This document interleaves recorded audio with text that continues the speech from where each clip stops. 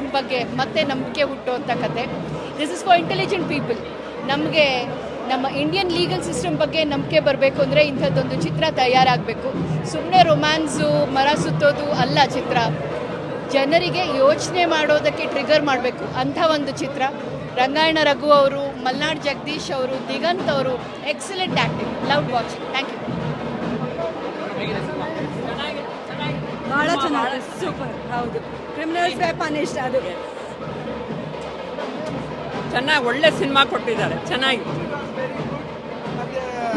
The scene was very intention to see the every scene of the movie. The director was background music and everything was good. The movie is very good.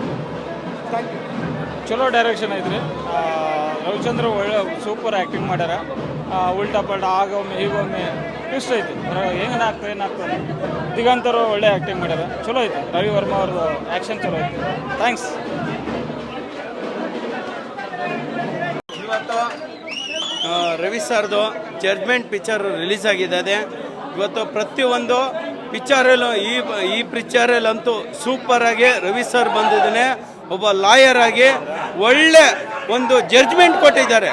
ಇವತ್ತು ಪ್ರತಿಯೊಬ್ಬನ lawyer ಆಗಿ ಲಾಯರ್ಗಳು ಪ್ರತಿಯೊಬ್ಬರು lawyer ಆಗ್ಬೋದು, ಯಾವುದೇ ಒಂದು ಕಾನೂನು ರೀತಿಯಲ್ಲಿ ಏನೇನು ಮಾಡ್ಬೋದು, ಪ್ರತಿಯೊಂದು ಒಬ್ಬ ನಿರಪರಾಧಿನ ಒಬ್ಬ ಅಪರಾಧಿ ಮಾಡ್ಬೋದು, ಅಪರಾಧಿನ ನಿರಪರಾಧಿ ಮಾಡ್ಬೋದು.